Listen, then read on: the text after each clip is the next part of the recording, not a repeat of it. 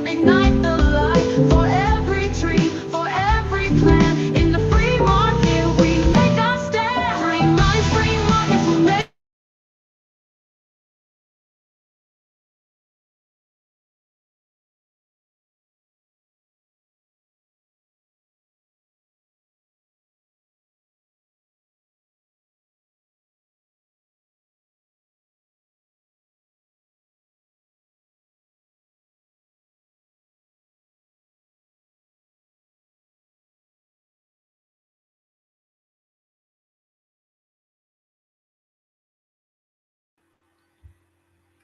Hi everyone. Good evening. Please, if you can hear me, please do let me know. I just want to be sure that my voice is okay enough. We'll build it high, we'll build it strong. With every market will belong. This is our time, our voice is loud. Let's make it count and make it proud.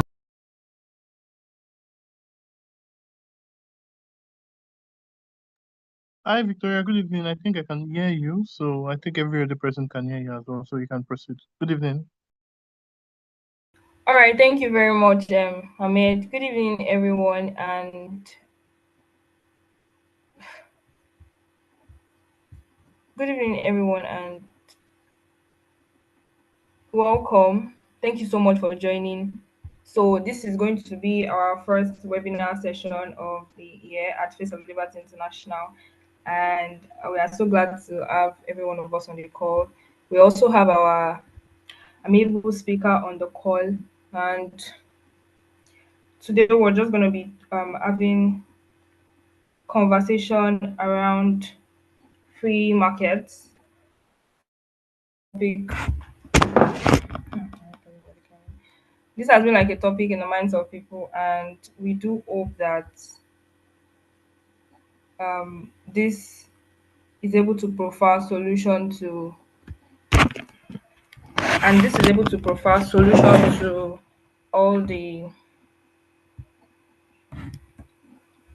okay and this able, we hope this is able to provide solution to all the questions in the minds of people.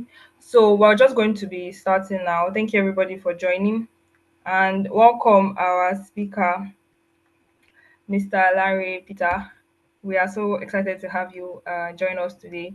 So, the topic before us is actually the free market economy and its potential to drive wealth and job creation across Africa.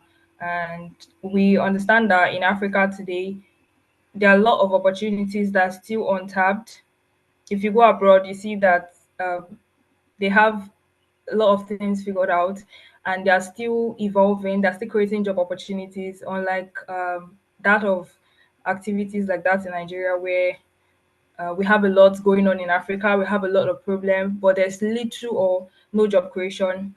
And even most people are not so much aware of the ideas of free markets and how it's going to benefit. So today we're just going to be talking about the free market economy and its potential to drive wealth and job creation across Africa. So with a very warm welcome, like a round of applause in the Larry Peter Elufiso. Thank you so much for joining us, sir. Thank you for having me. Can you hear me? Yes, we can, Mr. Larry. Good evening. It's really nice to have you here. Yes, we can hear you very clearly. We can hear you very clearly. Yeah, thanks. I like to begin by saying thank you to Face of Liberty International, Leonard, Ahmed, Victoria, and everyone for inviting me, for this conversation this evening. I believe that we're going to have an interesting one. Yes, so thank you for the invitation. I guess we'll just hit the ground running. But I like to begin with with a question, and this is me expecting that we're going to have a two-way conversation. I hope that this presentation or this webinar is going to be conversational, myself and the audience. So I like to begin for anyone to, you can put it in the chat box. You can put it in the chat box, or you can, just speak. So I like anyone to, to tell me in their own, why do you think that Africa has been lagging behind economically? I would appreciate anyone just pop in. You can put it in the chat box. You can, unmute yourself and say something. That's how I would like us to begin this evening. Why do you think that Africa has been lagging behind, or why has Africa lagged behind economically? I'll wait for a minute or less for anyone to pop something in the chat box, or if you can, unmute yourself and give your own opinion, and then we kick off from there.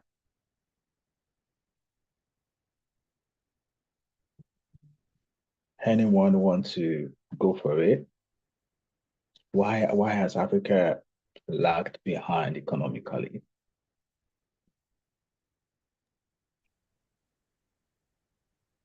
Well, good evening. Can I go ahead, please? Yes, please. Thank you. All right, thank you very much. Okay, starting from the standpoint of what I currently know, as compared to I know a fairly bit about the free market. So from the standpoint of what I know, I would say corruption amongst our political leaders, and also restriction against businesses, and the kind of restrictions that are placed on businesses that harms them, and to the point of when they do the restrictions that are placed on businesses, basically it does not allow them to grow. And if the businesses or small businesses do not grow in an economy, then the economy itself does not grow, basically. That's my own small input. Thank you so much, Ahmed, for responding. I like that you broke the ice. Someone is also putting something in the chat box. I think it's more about governmental problem, corruption, and poverty. That's from Deborah. Deborah and Ahmed, thank you guys for helping me, get into it this evening. So, first, from what Ahmed said, it seemed like you highlighted a leadership problem there.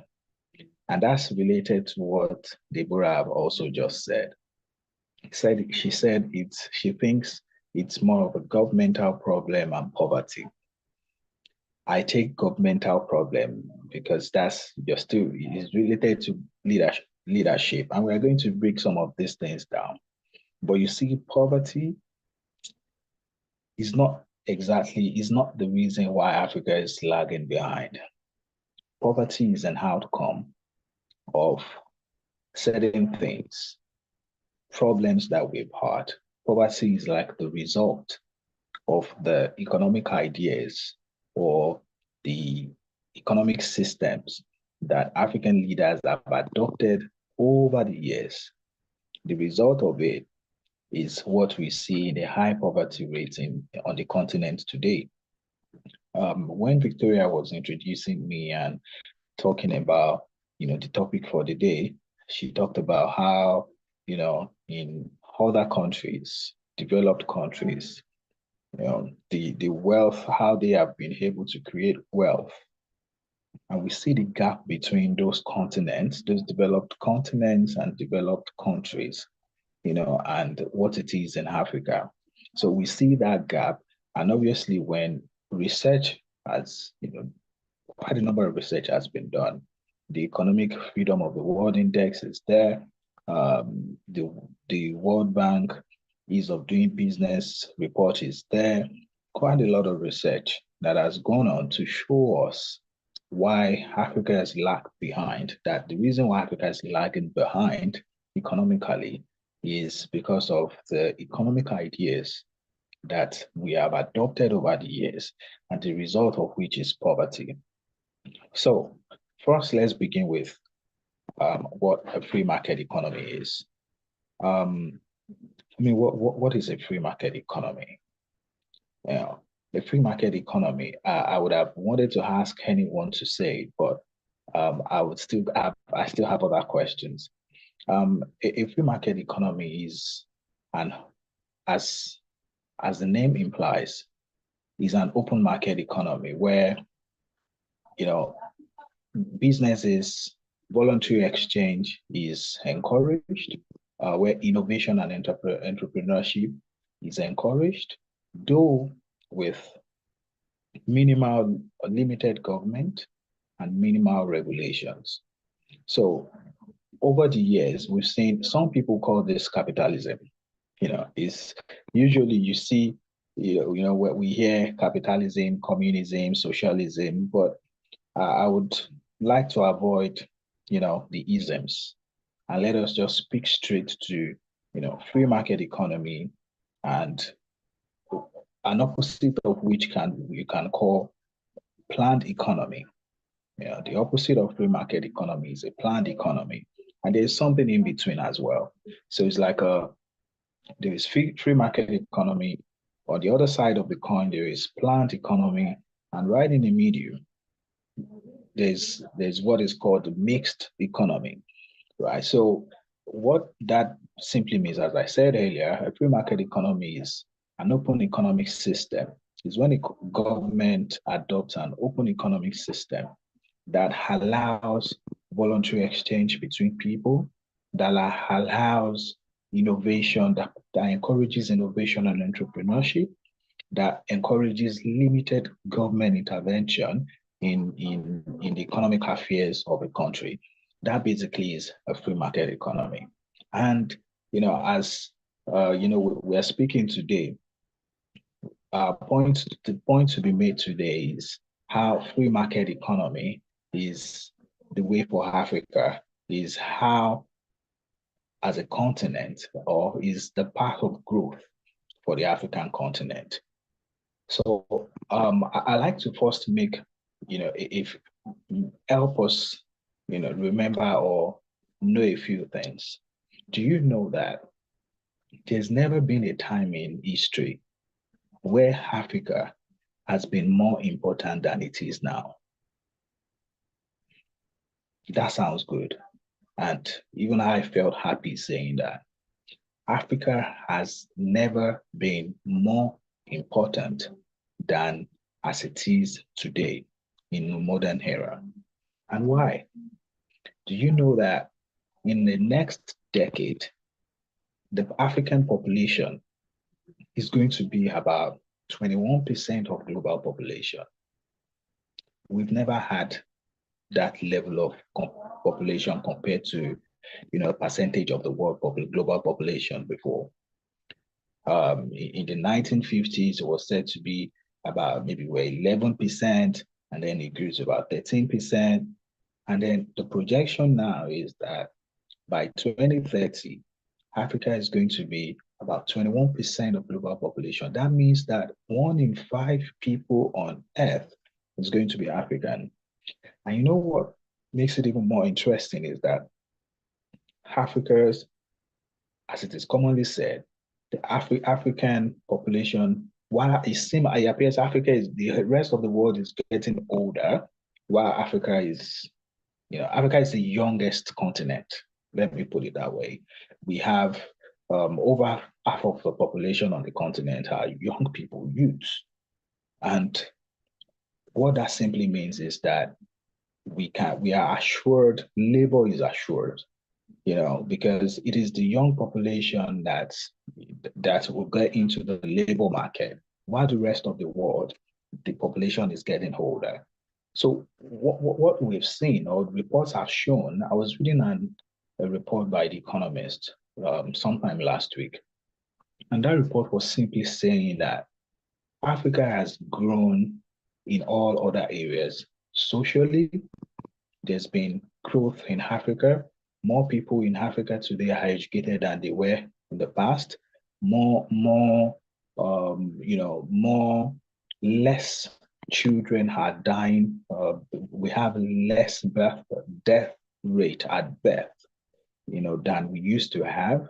There is access to digital technology now. A lot of things are changing on the continent socially, but not economically.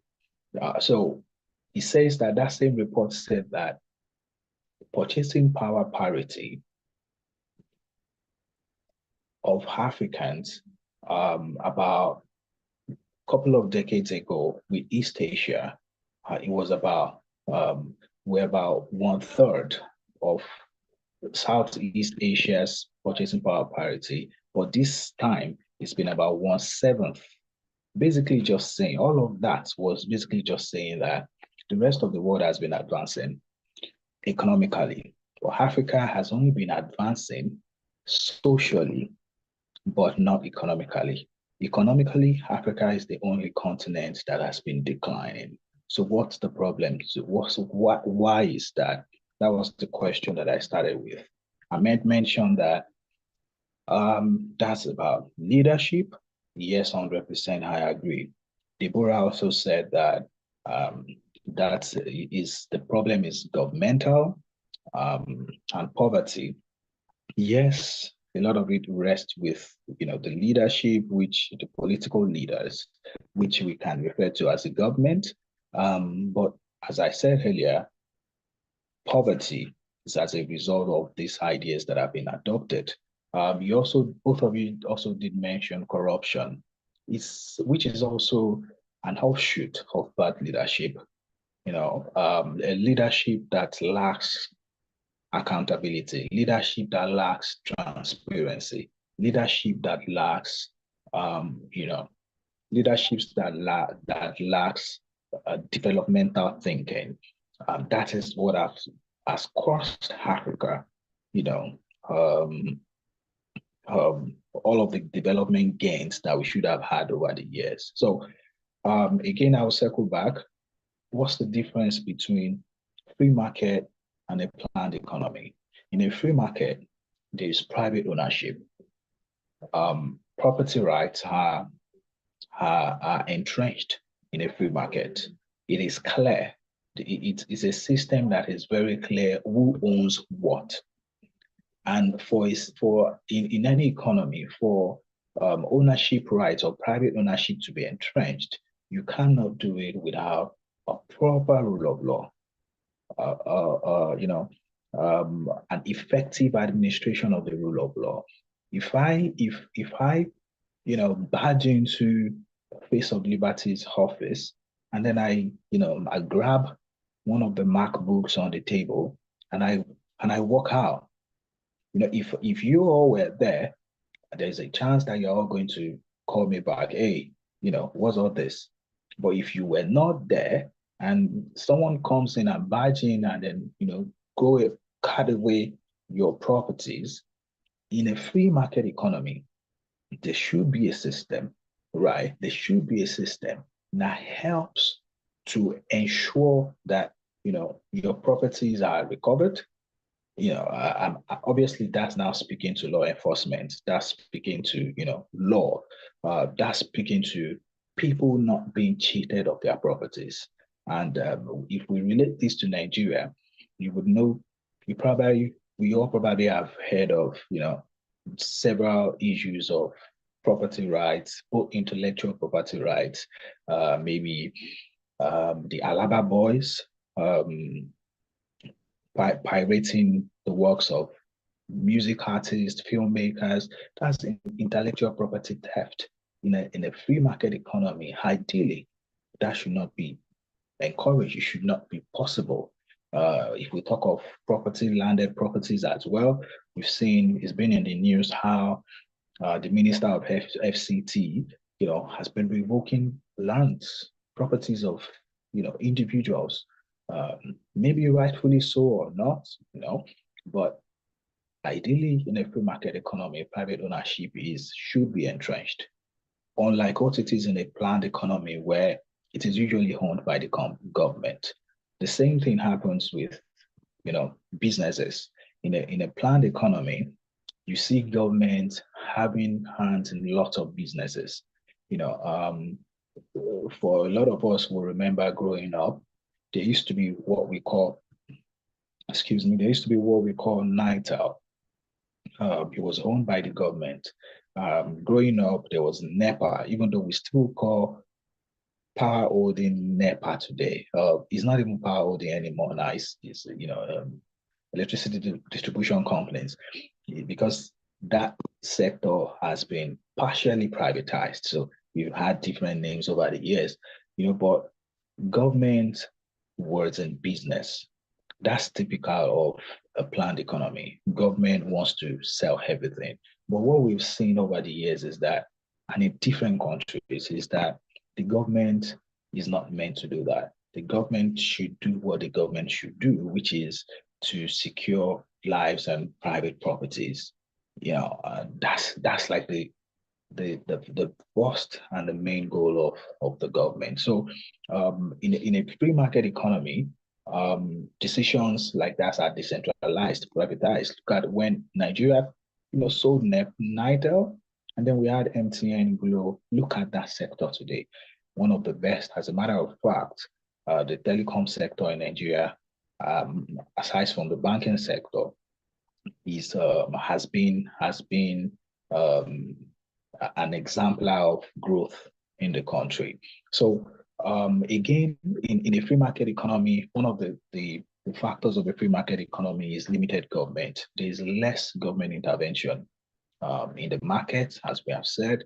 The government is limited in the sense that they deal with what should be their major work: protection of properties, of lives, security, regulations, management of regulations, policy making, and then create an enabling environment that let businesses thrive, that let voluntary exchange, that help entrepreneurship and innovation, that encourages entrepreneurship and innovation. So basically, that's it.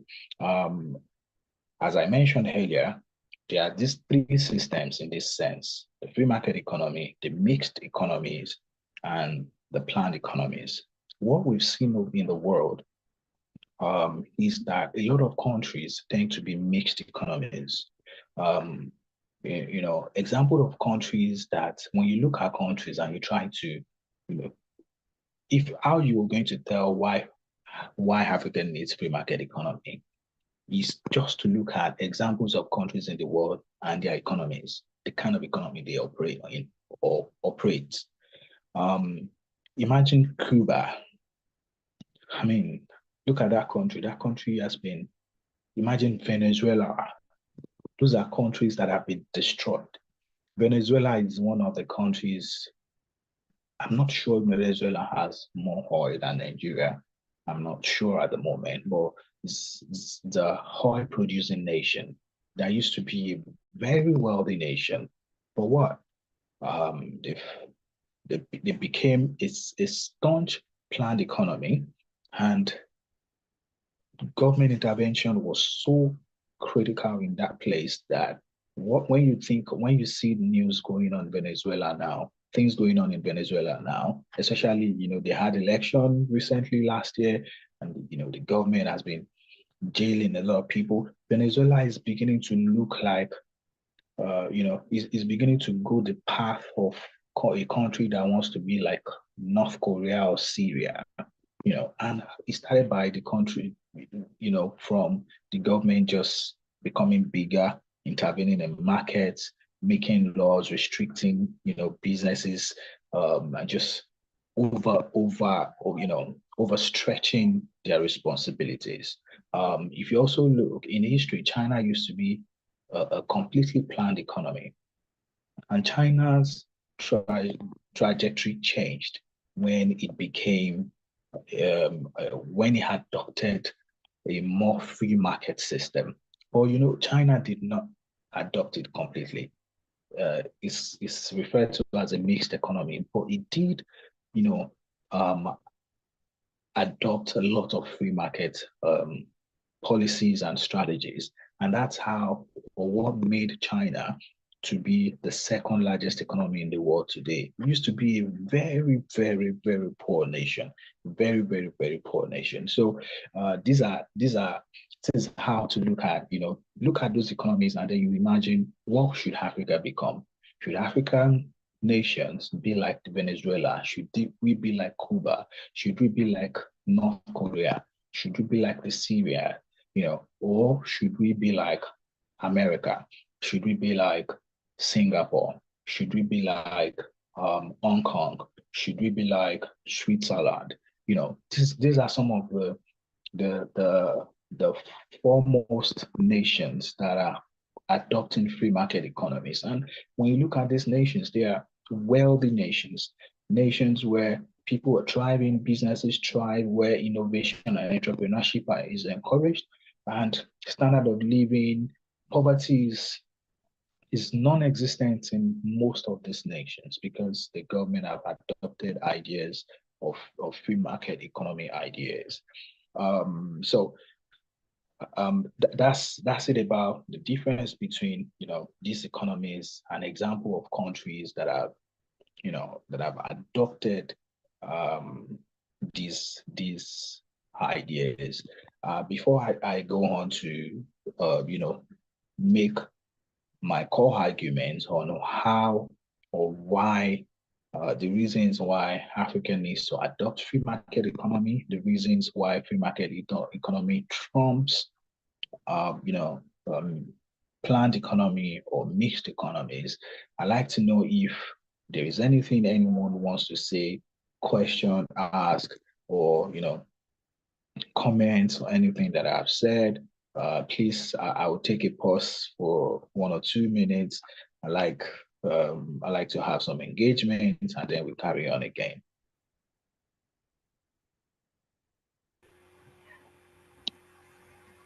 Thank you very much, sir. Do we have anybody that wants to ask the question, or maybe like a contribution, or you have something to say?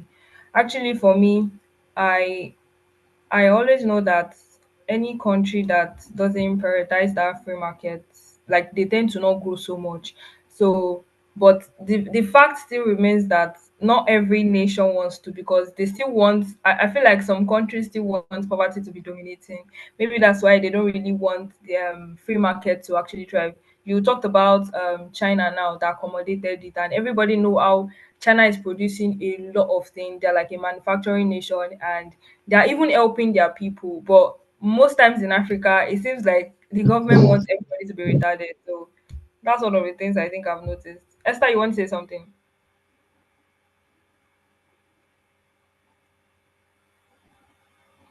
Okay, does anybody have anything to add? You have something to subtract? There's something you want to say? You can just go ahead. Oh, I have a question actually. So you mentioned something about China being the second largest economy in the world today, and that is as a result of the fact that they adopted some parts of the free market principle or policies and strategies. So, are there any other countries in comparison to China that has implemented? Because I know for a fact, or I know that I have heard that you cannot completely adopt the free market principles, because that would ultimately be a utopia. So, are there countries that have adopted the free market principles or policies far better than China and are still below China in terms of development, economic development, or that have smaller economies than China? That's my question, and well, that's my question basically. And how is it that China, that has not fully adopted the free market, are better than these countries? I don't know if the question is clear, but I would be happy to clarify if it isn't. Okay, so thank you both, Victoria and Ahmed. So I think I'll take it from Ahmed first. So I think something that has worked in favor of China is what is called economies of scale. China is China not the most populated nation in the world? If it's not China, then it's India. I know both is first and second, right? China and India are the only countries in the world that have over 1 billion people, right? That is a huge market. that is a huge market, and it is in the favor of those nations. You see, one of the things that is Nigeria's advantage on the continent is our population. No nation is larger. Nigeria is the largest. We have the largest population on the continent in Africa, and all of Africa is less than is just a little over a billion, 1 point something billion, the population of Africa, right? So what has worked in favor of China there? As I said, economies of scale, because of the large population. You know, when there's a market, when the market grows, the market is as big as that population, right? Unlike a nation, let's take for instance the United Kingdom. The United Kingdom is, I'm not very sure, but not more than 60 million. I stand to be corrected, but I think the United Kingdom is less than 60 million. If they are more, if they are up to that, right? So, and the United Kingdom has adopted a free market economy way before China did. They've been in a free market economy,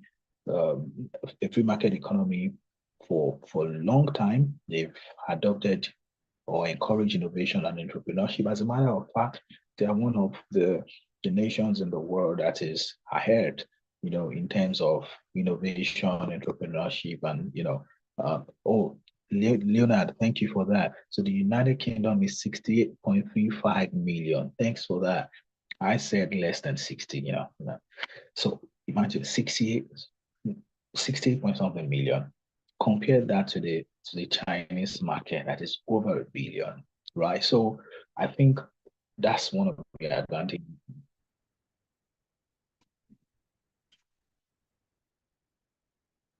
I apologize for that, please. So I think that's one of the advantages that China has had, right? So, and there's a thing about the free market economy and the free market policies that it does not matter if you adopted it before me or if I adopted it before you, right? What matters really is adopting this economic system and allowing the people, to fix the problems, allowing the market to thrive. The people, the innovative spirit of the people will fix every other thing. And I think one of the reasons why a lot of people do not like to, put China in the free market economy conversation is because of how they have adopted it economically, but not socially and politically. There is still a lot of intervention in their social political systems. If you look at, they have a president for life, unlike other free market economies where they make it all round. It is not just economic, it is social, it is political, and that is the democratic system. That's what we will refer to as the democratic system. So they have found a way to mix it up. We want the economic gains, but we want our political system to remain this way. So, but there has been a huge benefit to the continent with in adopting the economic principles, and which is a testament that the free market economy works. Because if China, which is historically a communist, socialist nation or society, have chosen to adopt the economic system, it's a testament, that the free market economy is the way to build prosperity for any nation. Now, when we come to Africa, what is in the way? What is in the way of we building or becoming or adopting a free market economic system, right? You guys made some of those points. Leadership, right? So an economic, a report I was reading on The Economist, he made a point somewhere It was the writer made a point. So we're talking about how some African countries are breaking or bucking the trend of economic declines, how they are going against that trend of economic decline by doing what needs to be done. And you know what he says? He says, it's called, that thing is called development gains, which is a system or an ideology where the elites in a country comes together and agree that politics in our country has to be about increasing the size of our economy and not about national cakes and not about a sharing formula, right? The report or the writer is making a case that until the political elite of African nations, because Africa, when we talk about Africa, we're talking about 54 countries, right? So it is a little bit difficult because when you look at those 54 countries, we have different regions. The West African region bloc, the East African bloc, the South African bloc, the COMESA, so we have regional blocks. And all of these regional blocks are not of the same philosophy, so to say. Even in West Africa, where Nigeria is, there's a lot of problem going on now.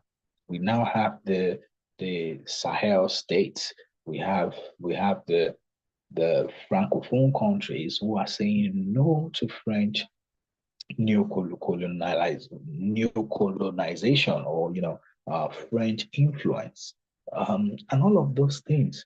Because when we talk about Africa, we sometimes just forget that we're talking about 54 different countries, about 6 different regions, with different levels of development and different problems at a particular time, right? So those Francophone countries like the Mali, the Burkina Faso, they're having their own problems right now with terrorism and antagonizing French influence. So all of that is going to be a problem.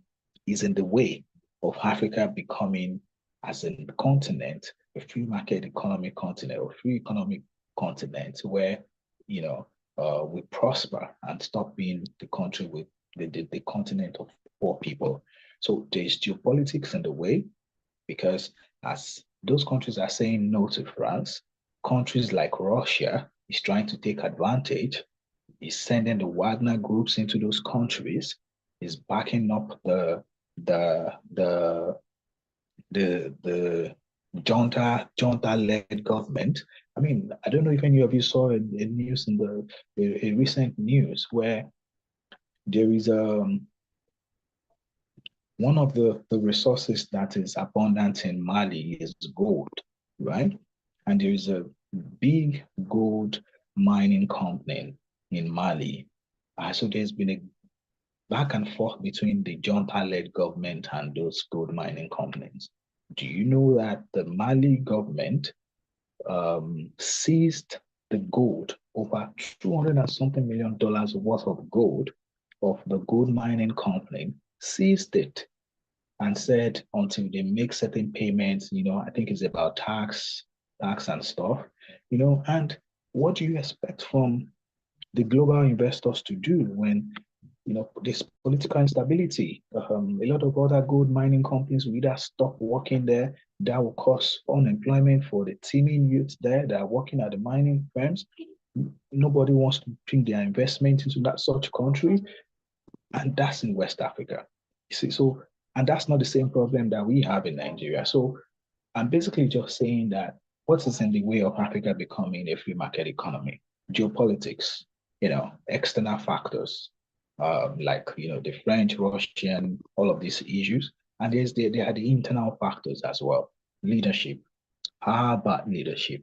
Until our political elites come together to say politics in Nigeria has to be about increasing the size of our economy, has to be about economic growth, has to be about prosperity for the average Nigerian, and no more about sharing between the minister, the governor, and the Senate president, until then, we may not be able to fully see what the free market economy can do in our country and across the continent.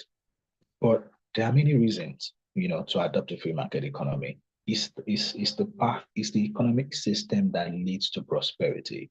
And it's been done across the world. America, Switzerland, Hong Kong, Singapore, Canada, some European countries, United Kingdom, even some African countries have now been adopting these economies. We're talking African countries. In Africa, we'll be talking about Botswana. Botswana is one of the leading examples. Quite a small country. We don't hear too many negative news about that country. If you think about it, Botswana, Mauritius, and some other countries that are beginning, to make such attempts are like countries like Ivory Coast, Rwanda. Rwanda is also becoming a good example. Ethiopia, they are also beginning to, want to adopt some of these things, but they still also have some terrorism issues, also regional faction troubles. But, again, this is a path to prosperity, and it's about encouraging entrepreneurship and innovation, the government getting out of the way, knowing that the government's responsibility is not to do business, but to safeguard the lives and properties of the people and ensure effective rule of law, and make policies that create an enabling environment for the private sector to grow. Do you know that Africa accounts for just about 3% of the global GDP? Right, 3%. And I mean, 3%, of the global GDP. And guess what? Africa attracts just about 1% of private capital, of the global private capital. 1%. Why is the world not bringing the money to Africa? The global investors actually want to bring money to Africa, but we have not created an enabling environment that encourages innovation, entrepreneurship, that gets the government out of the way, and establish property rights, effective rule of law, that are examples, factors that make this a nation the free market economy, that makes a nation attract investment, and prosper. So free market economy is the path to wealth creation. This is how we can, create jobs if investors are not bringing money in. If we are stifling, we have an environment that is stifling businesses, that is stifling innovation, our young population will not be encouraged to think of solutions to problems. Our young population would not want to attempt to solve problems, but instead would rather, move across the seas to Europe, Asia, and every other way that they can go to in the world, because we have created a stifling environment instead of an enabling environment. And all of this, definitely would have an impact on, the job sector, the labor sector, the informal sector as well. So I mean, there's also this thing about a free market economy and trade liberalization. And when we speak about that, you all probably have heard about the Africa Continental Free Trade Area or Agreement, which is that agreement, like the European Union. Africa has been making an attempt to, trade more within each other. Intra-African trade has been, so reports have shown that intra-African trade is less than 15%. It simply means that it is easy for Africa business people to trade with Chinese business people. It is easy for Africa to trade with Europe, China, America, than it is for Nigeria to trade with Kenya, Rwanda, Botswana, or South Africa. Can you imagine that?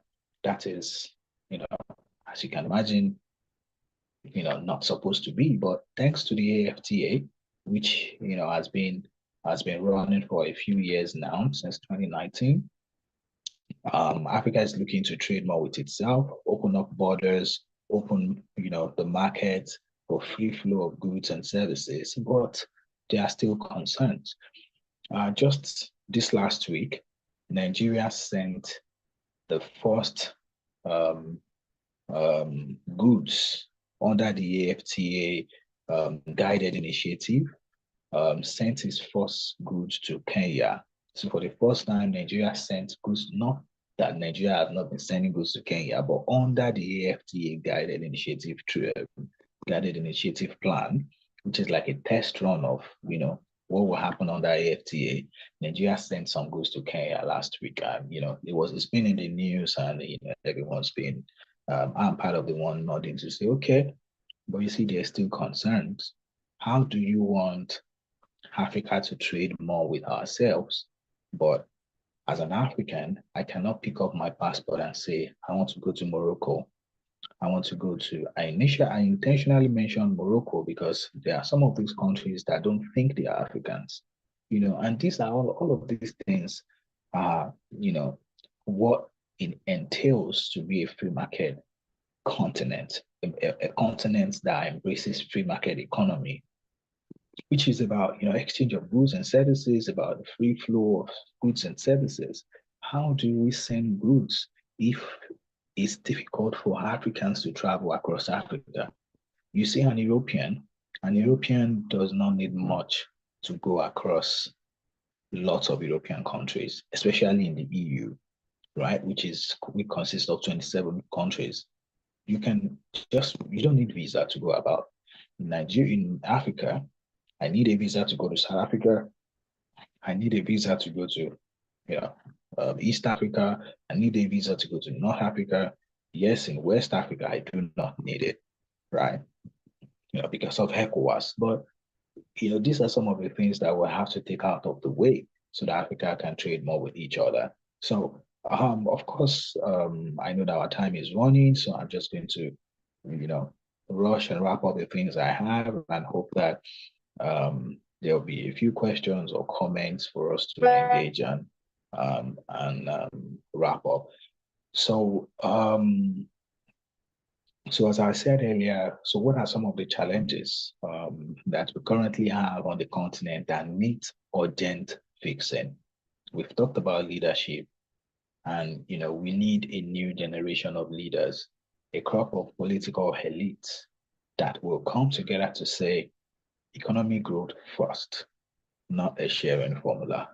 That would come together to say, prosperity for our continent and for our nation first, and not how to divide the national cake. And as I sit with you right now, that's not the case in my country, Nigeria. That's not the case in most African countries. It means that we're not there yet, because embracing the free market economy would mean that you would make policies that would require sacrificing. It would mean that you would have to be accountable and transparent as leaders, and we're not there yet. It also means that everyone has to be equal before the law. As a matter of fact, that is the foundation of the free market economy, the rule of law. If there is inequality before the law, we cannot have a free market economy. It will be partial, and a free market economy is impartial. Regulations as well. Regulations that, as we have said all along, encourage innovation and entrepreneurship.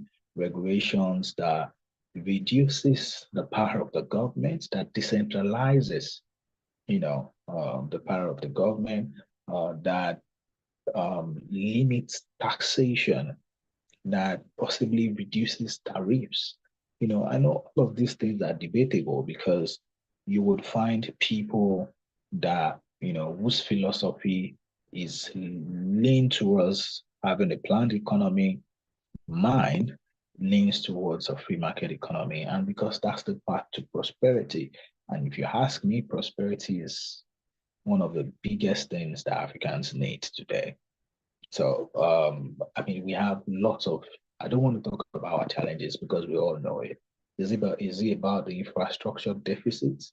Is it about the lack of access to, credits for businesses? Is it about the, inefficient rule of law? Is it about the lack of road networks?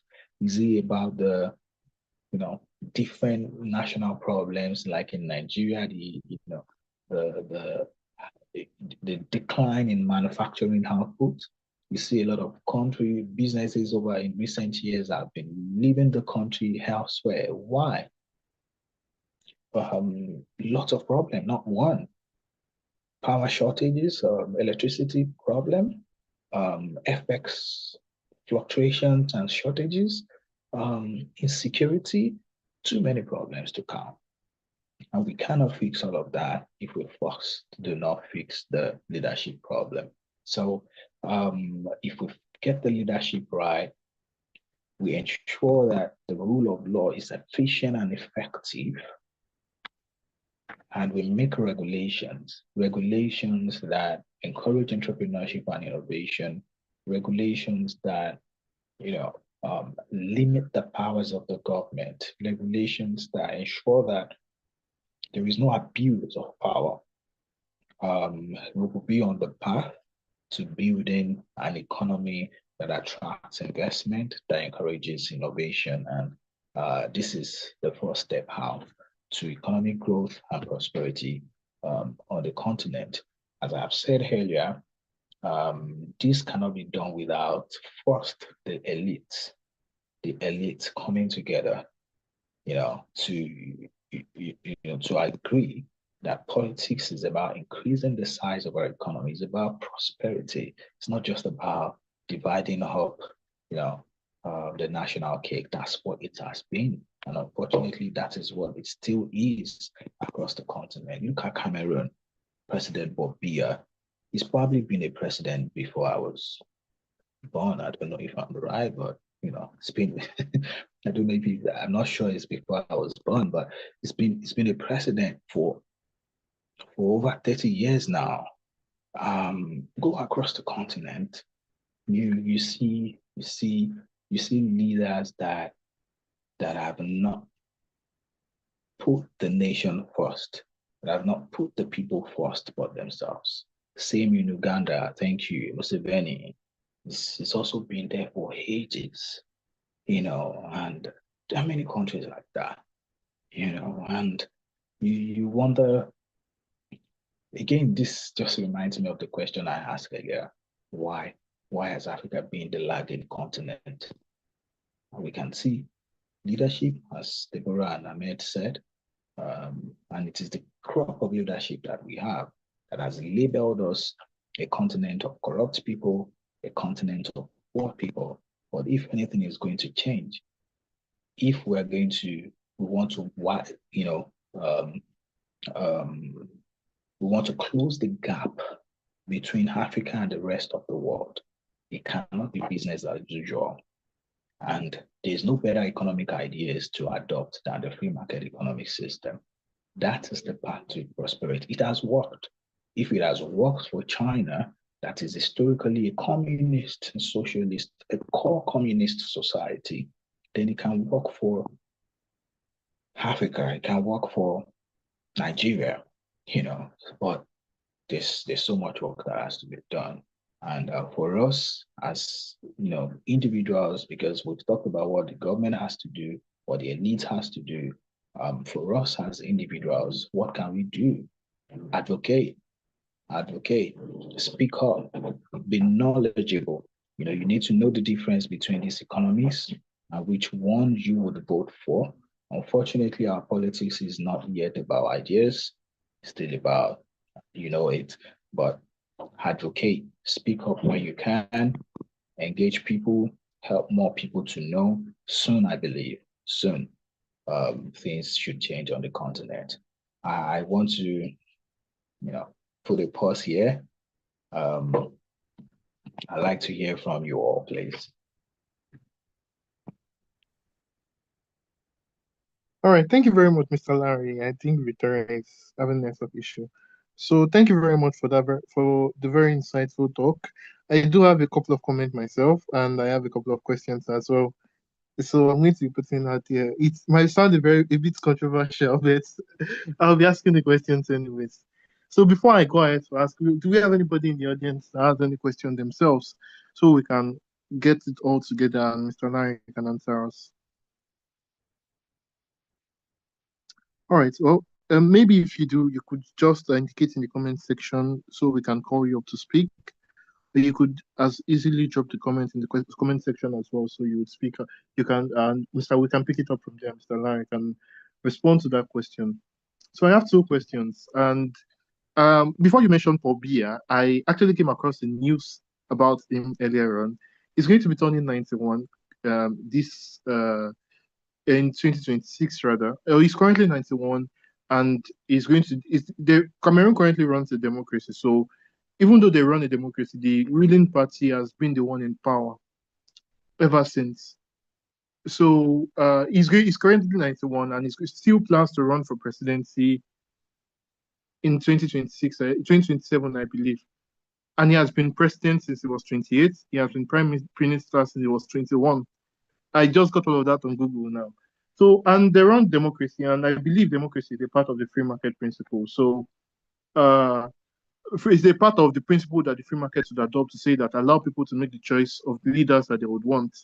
So, do we sometimes think, and comparing this to China now, that doesn't run that sectionalize or uh, picks the kind of free market principles and policies that they would want to implement.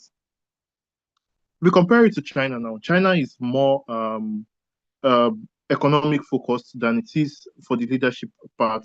So for leadership, it's more it doesn't lean towards the free market, but it is successful because that's a good leader. And I think even as a leader now in China, if you are caught in corruption or anything of the sort, there's a death penalty sentence. If any for you're caught in any form of corruption, it's a death penalty. So now comparing these two economies together, someone has been ruling since he was 28 and under an assumed democracy. He has never had the best interest of the country at heart, and up until now, the country is in an economic downfall. And he runs a mixed market system, mixed economic system, but he would obviously claim that he runs democracy. So people continue to pick him over and over again. While for China, they free their economy, and things have start have over time things have become better. So would you say that it is possible if we have good leaders in Africa that even though they are not open, because of we only know ourselves as humans and we don't know the intentions of other people, and when bad overshadows good, he ultimately the bad intentions ultimately win over the good intentions. So would you say it's possible that if someone doesn't, if an economy doesn't necessarily lean towards the free markets in terms of the leadership, and we have a good leader that is willing to make the economy that is making the economy better, but and leans towards the free market, making creating a good space for businesses to grow, doing all sorts of things for the free market and for the free market economy to thrive, for the economy to thrive basically. But in terms of leadership, they are a bit rigid and lean towards the communist side and all of those things. Do you think this is still it's a template that could work in Africa? That's my first question. My second question is looking at Ibrahim Traore and also Thomas Sankara, that in blessed memory, I would say, of is it Sierra Leone or Burkina Faso? Thomas Sankara from Burkina Faso as well. When people speak about Thomas Sankara, people speak about him in a revered light because he was, and also this guy from Lebanon, is it no, this guy from this African country, Gaddafi or something. If we look at these guys, the kind of economy they planned on, their system of government might have not been acceptable to all, but the kind of economy they were planning for their citizens can be seen can be seen in comparison to that of China, and especially for Gaddafi, the economy was working. the people were enjoying, and everything was going fine until the NATO came in and overturned everything, and now the country is in a mess already automatically. So I think it has been proven that I'm just saying, though, you can. This is more like a comment slash question. So I think it has been proven that sometimes corruption, having a good government in place that doesn't necessarily give us the ability to choose it, but that people that have the best interest or are patriotic to the country and also are open to allowing the country to operate a very flexible market like that of the free market would help the country grow more, especially in Africa, because sometimes we think about it that sometimes we try to compare our economy with that of the Europeans or the Americans, and we are absolutely different individuals from those people. And the way and style of leadership that we probably have been used to is not what we are currently is that we have been used to. That is before the advent of democracy and all. Is probably not what has been introduced for forced upon us. So it might be difficult for us to catch on at first instance, and this is what has ultimately led us to the kind of government that we have today, that has led to corruption and people thinking about their self-interest first. So I'm not sure, it's all muddled up, and I don't know if you get it as well. But I would allow you to speak for a minute, then I would go for as long as you want to answer the question. And I have one more thing to contribute, and that is I would allow you to speak, then I'll come back to contribute. Yeah. Okay. Thank you for. So while you were speaking, the thing that crossed my mind was, or is a popular quote that we probably all know. Power corrupts, and absolute power corrupts absolutely. I hope I said it right. But I'm sure we've all heard about that before.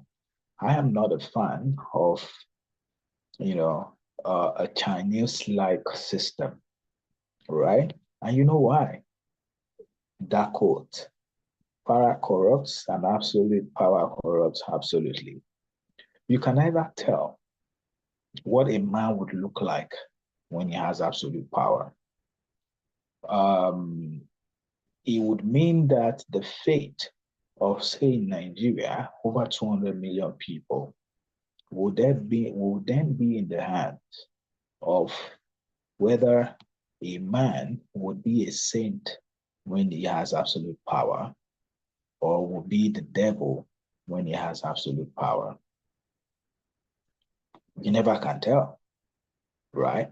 So you can adopt a Chinese-like system because, when you refer to what if do I think like that the Chinese approach can work in Africa? I don't think it can. I don't think it will. And I think that even the Chinese system,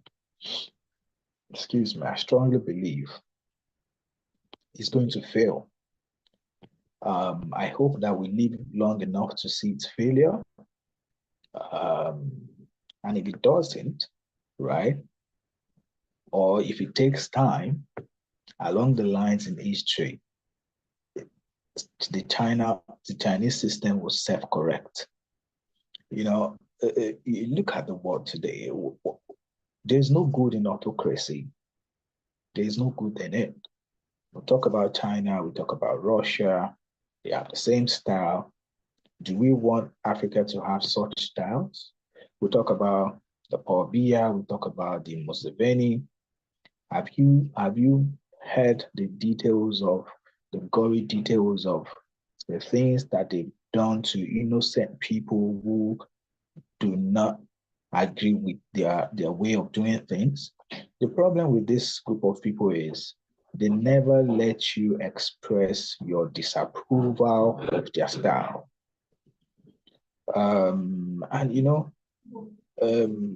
Unfortunately, it appears that the world is not a fair place, because you also went on to talk about this was the system that the like of Gaddafi, was looking to do.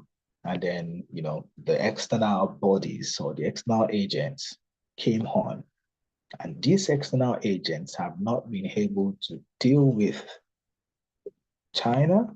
They've not been able to deal with Russia the same way. That is, if allegedly what you have said is right, and we've heard it, right? The way they dealt with Gaddafi. It's unfortunate, but that's if we get into that conversation, I bet that we're going to, there's going to be a back and forth. But the world is unfair and probably sold more to Africa, right?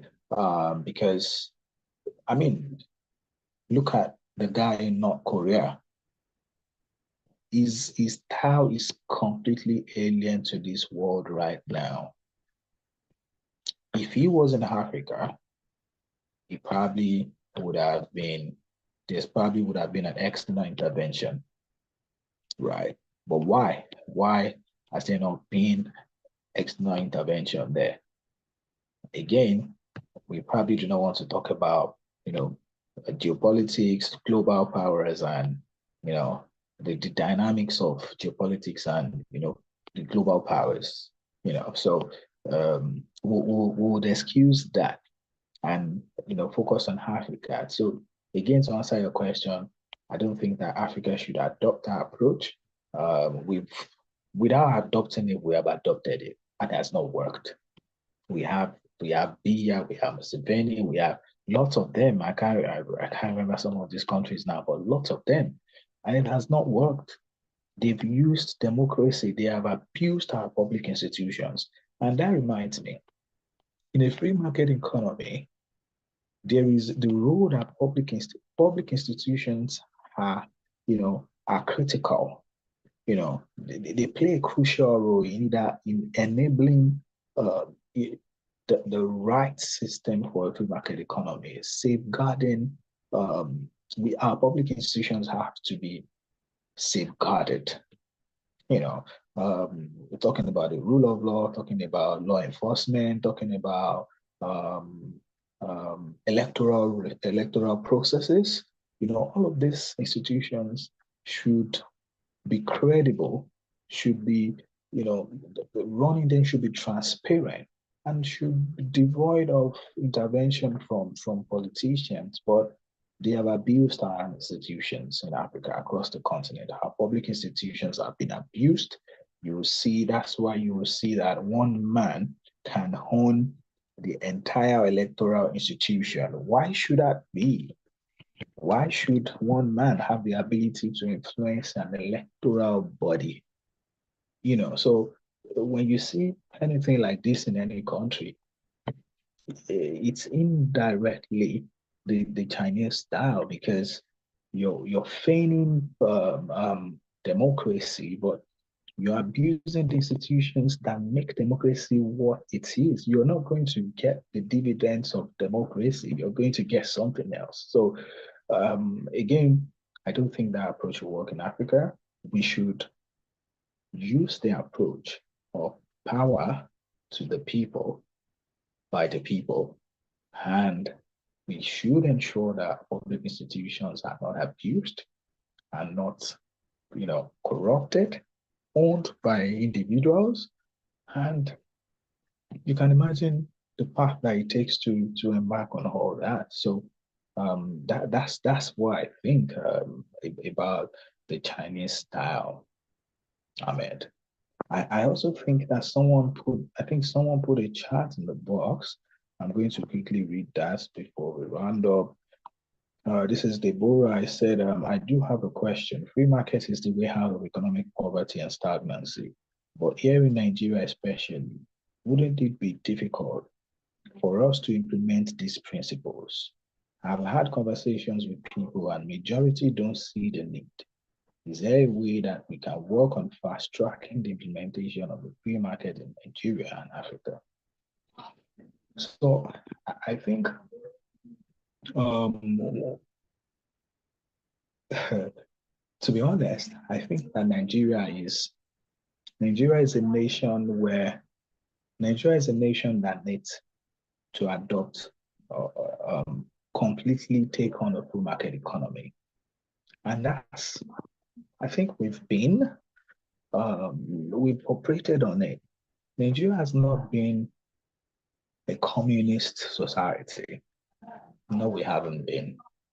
Our adoption of free market principles, yes, may be slow, but as we have discussed all evening, all along, you cannot take some part and not want to take some part and expect to have a complete, a complete positive outcome, right? Like the Americans and co.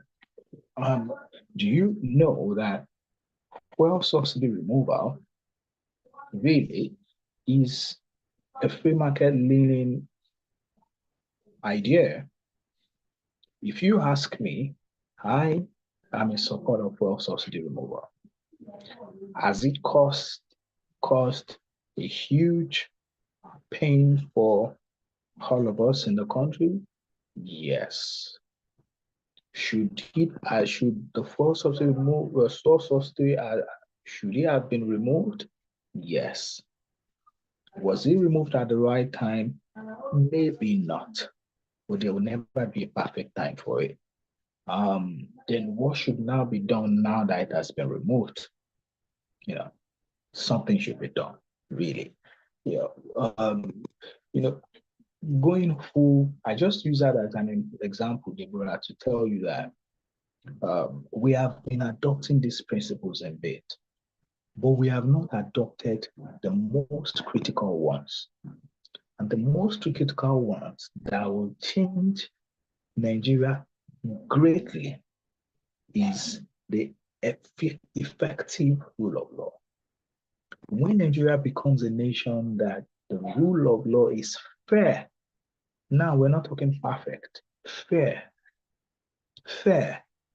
When we get to that point when insecurity in Nigeria becomes really low, that tells us that our government is now working, doing what it should be doing. And two, we get to the point where the rule of law is effective, it's fair. Not that if you know someone in someone or you are more powerful or because you're a local government chairman or a Senate president, you can ride anyone. No, the rule of law is fair. See, if we had those two things, Nigeria would become a great example of a nation on a path to growth in the world. I don't want to take our time, so I'll leave it at that for now, but we have been adopting some of these principles. We are not going to just jump and take everything in one day, because imagine fuel subsidy and its pain. Imagine now doing lots. There are lots and lots and policies that needs to be adopted actually. The process of registering business, access to capital. Look at it recently. There is the Nigerian credit guarantee scheme that the government is trying to introduce now. If that enables access to capital for businesses, that's great. Property rights, we are really low on that. So many things. We are adopting bit by bit, but the fundamental, I believe, is the rule of law.